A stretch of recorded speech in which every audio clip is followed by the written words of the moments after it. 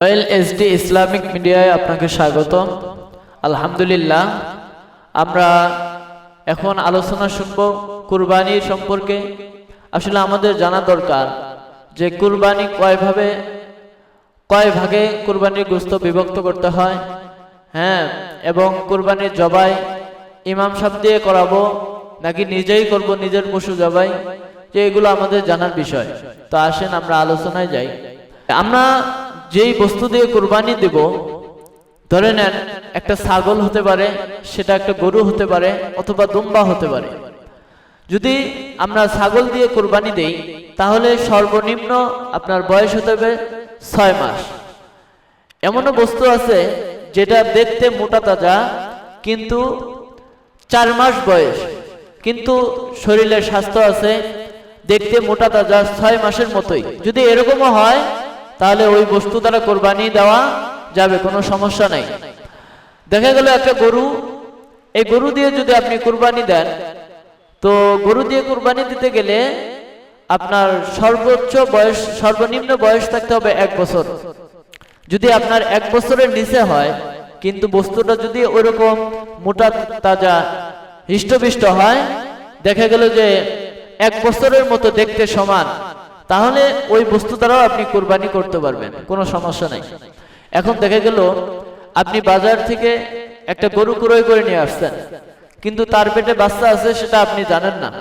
কুরবানির দিন কুরবানি দেওয়ার পরে আপনি জবাই করার পরে দেখতেছেন আপনার পশুর পেটের ভিতরে বাচ্চা।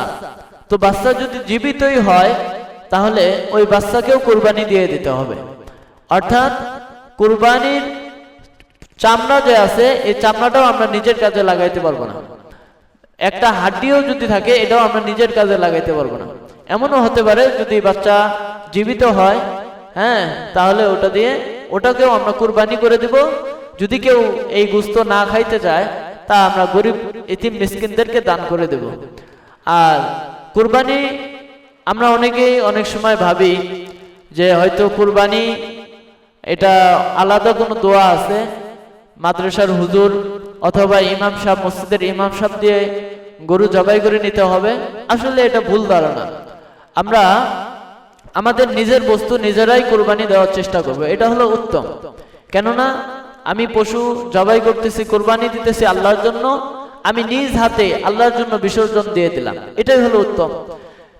আলাদা কোনো কুরবানি দেওয়ার জন্য, জবাই করার জন্য আলাদা কোনো নিয়ম নাই বা কোনো দোয়াও নেই। শুধু এতটুকু বললেই হবে, বিসমিল্লাহি আল্লাহু আকবার। আপনি বিসমিল্লাহ দিয়ে শুরু করবেন, আল্লাহ তাআলার নাম নিয়ে জবাই করবেন, এতটুকু বললেই হয়ে যাবে। বিসমিল্লাহি আল্লাহু আকবার বলে যদি আপনি জবাই দেন তো আপনার কুরবানি হয়ে যাবে। আলাদা কোনো ইমাম সাহেবকে বা কোনো হুজুরকে ডেকে নিয়ে আসার কোনো প্রয়োজন নাই। তৃতীয় নম্বর বিষয় হলো, আপনি দেখা গেল একটা গরু বাজার থেকে ক্রয় করে নিয়ে আসছেন, কিন্তু তার লেজ কাটা।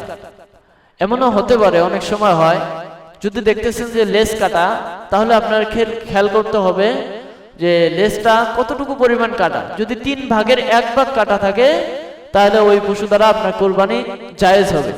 যদি 3 ভাগের 2 ভাগ কাটা থাকে, 1 ভাগ থাকে, তাহলে ওই বস্তু দ্বারা কুরবানি জায়েজ হবে না। অতএব আপনার কেনার সময় এটা খেয়াল রাখবো। আর অনেক সময় প্রশ্ন আসে যে হুজুর, যেগুলো গরুর বাচ্চা হয় না, বানজি যাকে বলা হয়, যে এমন গরু কুরবানি, এমন বস্তু দ্বারা কুরবানি করা জায়েজ হবে কিনা।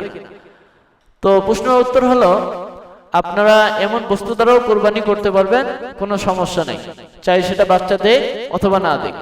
আবার কেউ বলে যে দামড়া বাছুর, যেটাকে দামড়া গরু বলি অথবা বহন বলি, যে এগুলো দ্বারা কুরবানি করা যাবে কিনা, বা খাসি ছাগল যেটাকে বলা হয়, এটা দ্বারা কুরবানি করা যাবে কিনা। যে যাবে, কোনো সমস্যা নেই, এগুলো দ্বারাও কুরবানি করা জায়েজ আছে, কোনো সমস্যা নেই। আরো একটা বিষয় হলো, আমরা কুরবানির বস্তু কিনবো, যে কুরবানির চামড়া আমরা অনেক সময় নিজেদের বিক্রি করে নিজেদের কাজে লাগাই, যে এটা আসলে ভুল। যদি নিজেদের কাজে কুরবানির একটা পশমও যদি নিজেদের কাজে লাগাই, তাহলে আমাদের কুরবানি বরবাদ হয়ে যাবে। মূলত কুরবানি রক্ত থেকে শুরু করে যাহা কিছু আছে, যে সব হবে আল্লাহর জন্য আপনি মানুষকে দান করে দিবেন। যে চামড়াটা আপনি দেখা গেল নিজেদের কাজে না লাগায়া গরিব এতিম মিসকিনদেরকে হয়তো বিক্রি করে তার মূল্য দিয়ে দিবেন, অথবা ওই চামড়াটা দিয়ে দিবেন, সে কি করবে, এটা বিক্রি করে সে নিজের হাজত পূরণ করবে, নিজেদের কাজে লাগাবো না। আবার আরেকটা বিষয় হলো, অনেকে প্রশ্ন করেন যে হুজুর কুরবানির গোশত কয় ভাবে বিভক্ত করতে হয়, কয় ভাগ করতে হয়। আসলে আগের জামানায় একটা বিষয় ছিল, প্রথা চালু ছিল, সেটা হলো ইব্রাহিম আলাইহিস সালাতু ওয়াস সালামের জামানায় যারা কুরবানি দিত তাদের এই কুরবানির গোশতগুলো কুরবানি দেওয়ার পর মাঠের এক জায়গায় জমা করে রাখতো, যে আল্লাহ তাআলা এই আসমান থেকে আগুনের দ্বারা ওই কুরবানির গোশতগুলো পুড়িয়ে দিতেন। তো বর্তমান এই প্রথাটা আমাদের নাই, বা এই হাদিস বর্জক হয়ে গেছে। এখন আমরা গোশতগুলো তিন ভাগে বিভক্ত করব। মূলত এক ভাগ রাখবো আমাদের আত্মীয় স্বজনদের জন্য, এক ভাগ রাখবো আমাদের নিজের জন্য, আরেক ভাগ আমাদের সমাজের প্রত্যেকটা মানুষের জন্য রাখবো, সমাজে দিয়ে দেবো। যেটা আমরা যে মসজিদের সমাজভুক্ত আমরা সেই মসজিদে দিয়ে দেব। আর যদি কেউ বলেন যে না আমি পুরা গোশতটাই খেয়ে ফেলবো, তাহলেও কুরবানি হবে, জায়েজ হবে, কোনো সমস্যা নাই। তবে কেমন জানি বোঝা যায় যে আপনি গোশত খাওয়ার লোভে কুরবানি দিয়েছেন, আসলে এটা মোটেও ঠিক না। আপনার আত্মীয় স্বজনের হক আছে, গ্রামবাসীর হক আছে, সমাজের প্রত্যেকটা মানুষের হক আছে, যে এগুলো মেনটেন করতে হবে। যদি এগুলো আপনি খেয়াল না করেন তো আপনার কুরবানি কাজে লাগবে না। অতএব আপনি গোশতটাকে তিন ভাগ করবেন, এক ভাগ নিজের জন্য রাখবেন, আরেক ভাগ আত্মীয় স্বজনের জন্য রাখবেন, আরেক ভাগ যে মানুষ সমাজের জন্য রাখবেন।